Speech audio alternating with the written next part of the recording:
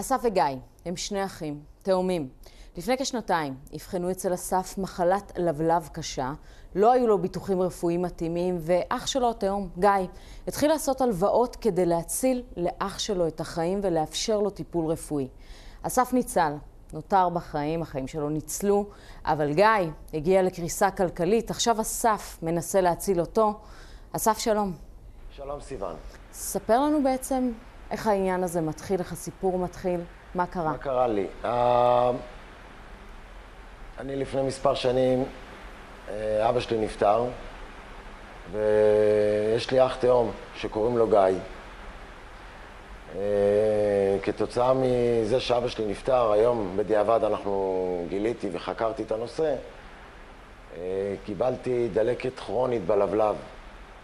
זה היה לי איזושהי חסימה בדלקת הלבלב, שנקראת פנקרטיטיס כרונית, ושם הכל התחיל.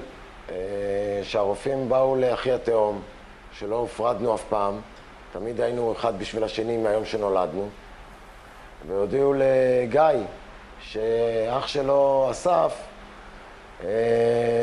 עומד למות, ממש ככה בקר, וגיא לא עיכל, לא קיבל ונלחם ועשה כל מה שצריך כדי שאני אצא מהניתוח הזה ומהתסבוכת הזאת. שהעניין היה בעצם עלות כספית מאוד מאוד גבוהה, נדרשתם לגייס הרבה כסף. מאוד מאוד גבוהה, הם הוציאו אותי מהשיחות על הדברים האלה. לא ידעתי שהעלות היא כזאת, גם הרופא וגם המשפחה שלי אמרו לי לא להתעסק בזה, להתעסק רק בבריאות, לחשוב רק חיובי. עברתי ניתוח שהוטסתי לבלגיה פעמיים, בלי ביטוח רפואי, עם כל החסכונות שהיה לי ולגיא ולמשפחות שלנו. הוצאנו את הכל, טסנו לבלגיה, עברנו סדרה של בדיקות וניתוחים שם, ושחזרנו לארץ לא היה ברירה אלא לעבור את הניתוח פה בארץ, ניתוח פתוח, מסכן חיים, וכל הכסף הלך. גיא אסף כסף מחברים, ממשפחה, מאנשים פרטיים, מהבנקים, ממישהו רק היה יכול לקחת כסף כדי לתת לרופאים כדי שטפלו בי. אז תראה, מבחינת הבריאות הצליחו להציל לך את החיים, אבל עכשיו הבעיה היא שגיא הסתבך בחובות בעקבות המסע הזה לנסות ולהציל את החיים שלך. באמת הכל בסדר, כי אני בן אדם אופטימי שנלחם, כמו גיא בדיוק. רק שגיא, עם השנים, היינו בעסק ביחד, גיא סגר את העסק שלו, כי כבר לא יכולנו להחזיק שני משפחות, הוא לא יכל לעמוד בזה. וקצת כל אחד הלך לכיוון שלו, עד שלפני כמה שבועות שמעתי את גיא מתקשר אליי, למרות שאנחנו כל היום היינו ביחד, אבל שמעתי את הקוד הזה של הערכים שגדלנו עליו, שהוא בא ואמר לי, אסי, אני צריך עזרה, אני מתרסק.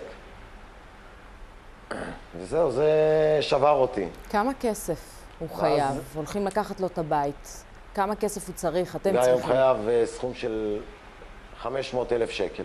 ואתם בעצם מבקשים גיוס המונים, עזרה מהציבור, שמי שיכול ורוצה, שיעזור לכם. כן, בגלל אין לי אפשרות לבד לארגן את הכסף.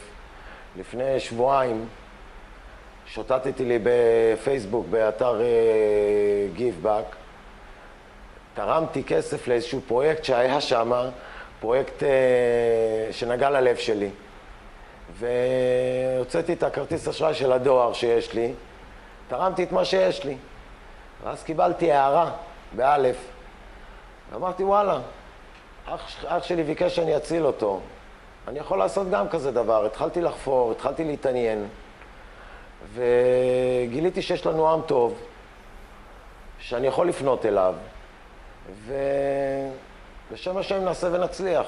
אנחנו מאחלים לך המון בריאות. אני מודה לך, אני רק רוצה לציין שאני מבקש שמי שיכול לקרוא, לשתף, להיכנס לגוגל, לכתוב, הפרויקט נקרא להציל את אחי התאום. ומי שנוגע בו הסיפור, וזה נוגע לערכים שלנו כעם, אני אשמח מאוד.